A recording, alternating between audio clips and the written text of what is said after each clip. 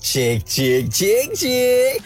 Oke guys, welcome back to Cakra Diva Reinkarnasi dalam pembahasan alur cerita BTTH Season 5 episode ke-161. Gimana? Seru nggak nih kemarin kita pas lagi live itu, pas lagi Solen 2 itu? Keren ya? Seru nggak sih? Kalau kata kalian seru nanti kita bikin lagi, oke? Nah, seperti biasa kita review dulu pembahasan alur cerita episode sebelumnya, di mana Shoyan hampir saja memutuskan untuk buru-buru balik ke dataran tengah ketika mendengar bahwa terjadi masalah internal yang begitu pelik di Balai Obat Aliansian yang disebabkan karena dua tetua korup dengan kebijakan absurd menguntungkan diri mereka sendiri. Ya, mirip-mirip sama pejabat di Indonesia lah ya, bukan di Konoha. Konoha da Indonesia tuh dah. Nah, karena tidak bisa meninggalkan Aliansian dengan duri dalam daging seperti itu, Shoyan pun membuat pertaruhan dengan si tua korup, di mana apabila dia tidak berhasil memunikan pil awal permulaan, maka ketua aliansi dan petinggi lain tidak akan ikut campur lagi masalah balai obat. Sayangnya Shoyan memunikan pil tingkat 8 itu dengan lancar jaya dan akhirnya menjatuhkan hukuman pemenggalan untuk dua pejabat korup, sebelum kemudian kembali ke pavilion Bintang Jatuh bersama bini dan anaknya untuk mempersiapkan diri mengikuti pameran dagang spasial, sekalian memperkenalkan Dedek Xiao Xiao pada mbah gurunya alias Abah Yolo. Gimana cerita selanjutnya? Apakah Indonesia akan seperti BTTH yang korup langsung di...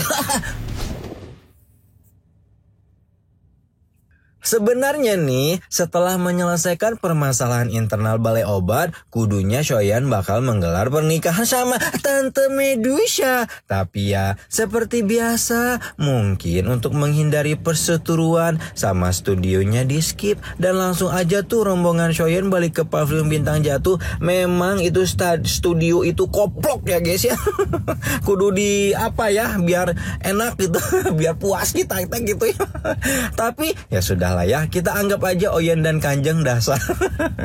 Shoyan menghadap Yochen untuk mengabarkan kepulangannya dan menceritakan bahwa dia telah menyelesaikan masalah-masalah yang terjadi di Aliansian. Nah, Yochen tidak begitu fokus pada apa yang dilaporkan muridnya karena perhatiannya tertuju pada sesosok gadis kecil yang takut-takut menyembunyikan dirinya di balik tubuh Shoyan. Shoyan memperkenalkan Xiao Xiao kepada Abah sebelum kemudian meminta bocilnya itu untuk menyapa Abah Yolo.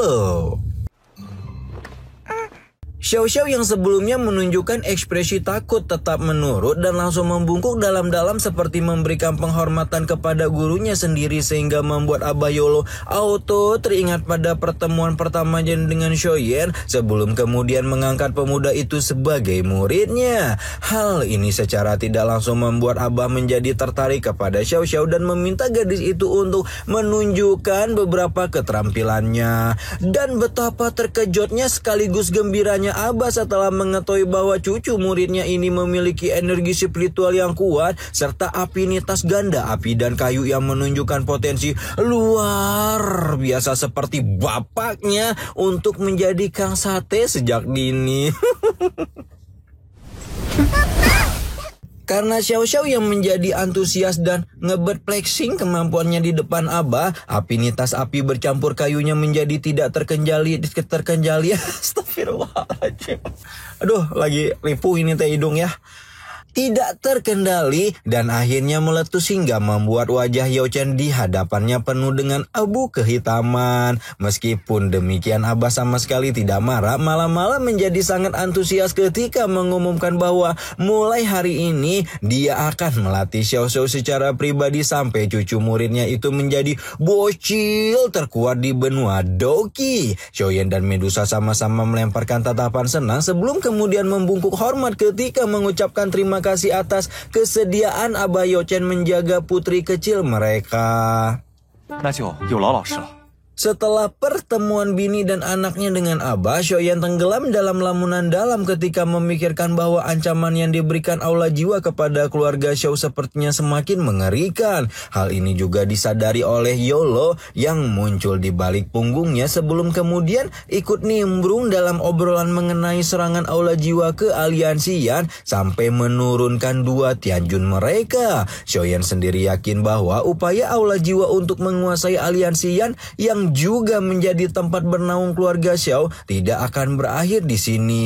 Namun Yolo memintanya untuk tenang sebentar sebelum menunjukkan sebuah peta yang telah dia susun selama kepergian Shoyen.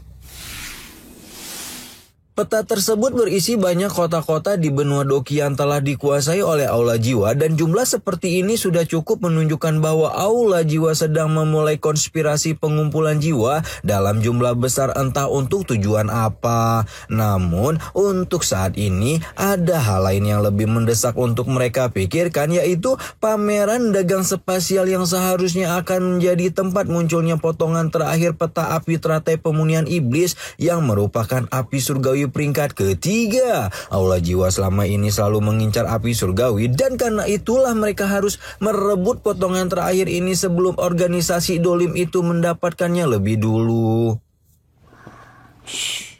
Setelah menyelesaikan obrolan mengenai pameran dagang spasial, Shoyan masuk ke dalam kamar ketika menemukan bininya sedang menemani Xiao Xiao yang sudah tertidur lelap. Melihat ekspresi tenang Xiao Xiao saat tertidur membuat Shoyan merasakan hatinya menghangat sebelum kemudian mulai menceritakan kepada Medusa tentang banyaknya kekuatan besar di dataran tengah yang saling berseteru, jauh melebihi apa yang bininya lihat ketika berada di benua barat daya. Meski begitu, Shoyan berjanji akan melindungi Medusa dan Xiao Xiao, namun justru membuat Ratu Ular itu tersinggung karena dia merasa bisa menjadi lebih kuat lagi sampai bisa melindungi semua orang yang berharga untuknya. Pernyataan Medusa membuat Shoyan tercekat sebentar sebelum kemudian mengingat dan menyadari bahwa selama ini memang perempuan dengan kecantikan yang membuat iman kalian goyah itu yang telah melindungi keluarganya. Shoyan menyerahkan pil pemberian Abah untuk membantu Xiao Xiao mengendalikan Doki sebelum kemudian keluar kamar dan mempersiapkan diri untuk memulai perjalanan ke pameran dagang spasial yang akan dilaksanakan 3 hari lagi. Singkat cerita, 3 hari berlalu dan Shoyan bersama dengan Abah, Kanjeng, serta dokter peri kecil telah sampai di sebuah gurun pasir kuning yang meskipun tampak sepi dan minim kehidupan, namun terasa penuh sesak karena memang pameran digelar pada ruang spasial yang bersembunyi di balik gurun tersebut. Abah baru saja menceritakan tentang betapa besar kekuatan yang berada di balik pameran dagang spasial sebelum tiba-tiba saja celah spasial besar terbentuk di tengah gurun dan meludahkan belasan ahli tingkat tinggi yang setidaknya berada di ranah Dojun bintang 3. Akhirnya Abah pun memimpin Shoyan dan kawan-kawan memasuki celah dan mendarat di sebuah kota void megah di mana tempat pameran dagang spasial diselenggarakan. Selain pameran utama yang akan digelar, sepanjang jalanan kota juga sudah dipenuhi oleh pedagang-pedagang yang aktif mempromosikan dagangan mereka, di mana Shoyan diminta Abah untuk berkeliling dahulu sementara dia akan melakukan sesuatu sebentar. Dan benar saja sesuai dengan nama besarnya sebagai pameran dagang terbesar di dataran tengah, baru saja Shoyan berkeliling sebentar, Medusa telah menemukan sebuah batu asal 7 warna yang menarik perhatiannya. Batu asal tersebut menarik perhatian Kanjeng karena hubungannya dengan piton penelan surga dan membuat Akang langsung mendekati penjual untuk menanyakan harga dari batu tersebut. Melihat penampilan Shoyan dan kawan-kawan yang cukup megah, si penjual pun aji mumpung dengan meminta 2 pil obat tingkat 8 yang membuatnya auto dihujat oleh peserta pameran lainnya. Namun Shoyan malah langsung melemparkan botol berisi 2 pil obat yang dia minta sebelum meraih batu tersebut dan pergi dari sana. Sikap Shoyan yang sama sekali tidak meragu membuat si penjual batu menjadi terkejut dan mulai merasakan penyesalan, berpikir bahwa mungkin saja batu tersebut memiliki kegunaan lain dan artinya dia telah menjualnya dengan terlalu murah. Shoyan melipir sebentar untuk memberikan kesempatan Medusa memeriksa batu asal yang baru mereka beli dan Kanjeng langsung menjelaskan bahwa tingkat tertinggi dari batu asal piton penelan surga adalah batu asal 8 atau bahkan 9 warna yang baru bisa terungkap setelah bereaksi terhadap darah keturunan piton penelan surga seperti Kanjeng. Karena itulah tanpa banyak babi bu, Medusa langsung meneteskan darahnya ke permukaan batu. Namun segera menghela napas kecewa karena batu asal itu hanya menunjukkan 8 warna saja. Hayo lo, ternyata batunya masih uing-uing tuh di dalam cincin penyimpanan Kanjeng. Apakah ternyata mereka dapat jackpot dengan menemukan batu asal piton penelan surga 9 warna?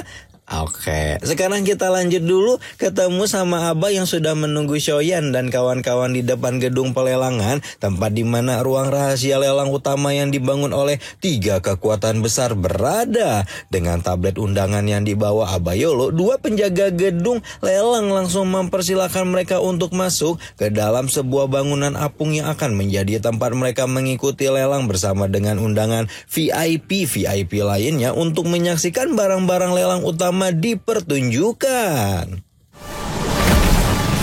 Shoyan dan rombongannya baru saja duduk di dalam bangunan apung dan melihat banyak bangunan-bangunan apung serupa yang ada di sekitar mereka ketika sesosok bapak-bapak buci truk dengan kekuatan bintang 9 dojun puncak muncul di tengah ruang kosong untuk menyapa tamu undangan. Yolo menjelaskan bahwa bapak buci truk itu adalah kepala gunung harta karun yang bernama Bausan, dan dengan kekuatannya yang sudah berada setengah langkah di ranah Banseng, dia selalu didapuk sebagai pemandu lelang utama pada setiap pameran dagang spasial.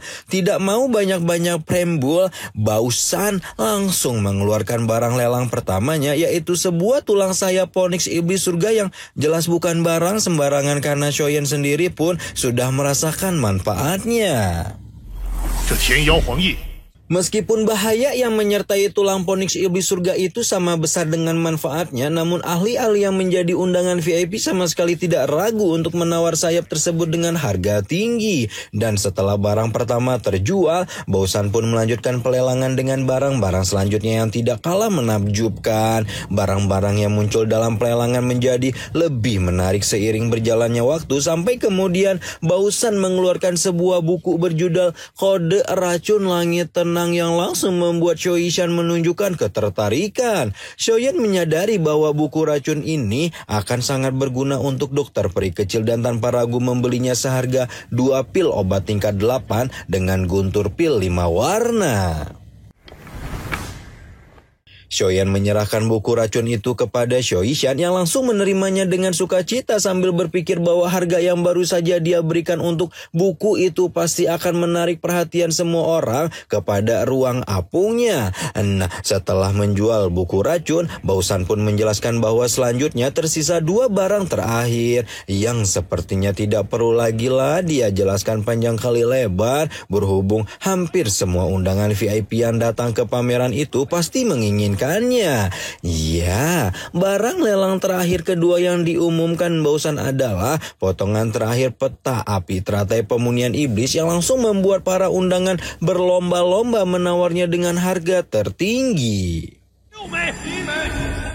Rumah-rumah apung yang ada di ruang lelang segera menyala hampir seluruhnya dan menunjukkan betapa besar daya tarik api teratai pemunian iblis untuk semua ahli tingkat tinggi di benua Doki. Perebutan potongan peta api surgawi peringkat ketiga itu terus berlangsung dengan panas sampai kemudian ada sultan kaya raya yang menawarnya seharga 5 pil tingkat 8 dengan guntur pil 7 warna. Harga ini auto membuat pesaing lain mundur alon-alon kecuali Abah Shoyan, dan dengan persetujuan Abah mulai menawarnya dengan harga yang sama-sama enggak ngotak. Namun undangan lain itu belum menyerah dan terus menaikkan harga sampai akhirnya Abah pun turun tangan untuk menawarkan 1 pil obat tingkat 8 dengan guntur pil 9 warna yang merupakan benda luar biasa bahkan bagi ahli tingkat dose.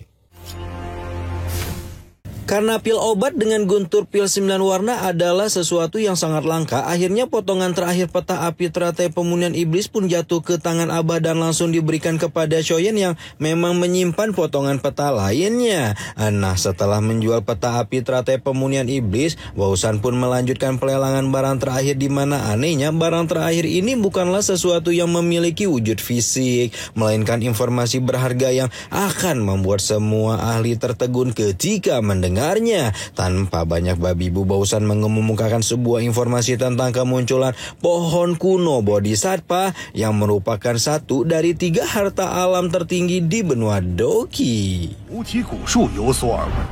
Menurut legenda dan cerita turun-temurun sejak zaman kuno, pohon kuno Bodhisattva hanya muncul sekali setiap 1000 tahun dan sungguh keberuntungan yang luar biasa bagi mereka karena kabarnya ada tanda-tanda kemunculan pohon luar biasa tersebut di wilayah kuno Menghuang. Semua ahli yang mengikuti pelelangan utama tidak dapat menyembunyikan keterkejutan mereka karena dari kabar temurun-temurun tersebut, siapapun orang yang bisa menemukan pohon kuno Bodhisattva dan memurnikannya pasti akan dijamin masuk surga. Masuk doseng ya guys ya. Nah, pohon kuno Bodhisattva tidak salah lagi merupakan sesuatu yang sangat menarik. Namun perlu diketahui juga bahwa wilayah kuno Menghuang adalah sebuah lokasi yang tidak biasa karena merupakan tanah terlarang paling kuno dan berbahaya di benua Doki saat ini. Meskipun informasi yang diberikan Bausan tampak luar biasa, menurut Abah dia memang sengaja mengungkapkan informasi ini untuk memancing lebih banyak orang ke wilayah kuno Menghuang dan mendapatkan keuntungan dari orang lain. Shoyan mengangguk paham atas pernyataan Abah dan dia sendiri pun berpikir bahwa hal terpenting yang harus mereka lakukan sekarang adalah membawa pulang potongan terakhir peta api teratai pemunihan iblis. Perkataan Shoyan bukannya tanpa alasan karena dia yakin kalau pesaingnya yang sebelumnya gagal mendapatkan peta itu pasti tidak akan menyerah begitu saja dan mungkin melakukan beberapa upaya curang untuk merebutnya dari mereka. Edian ya guys ya, aduh ripuh sekali ini malam ini recordnya, aduh. Ya udahlah ya, istirahat dulu nih. Gimana kalian? Baik-baik semua? Lagi pada ngapain? Tentunya nonton, cuman lagi ngapain nontonnya gitu.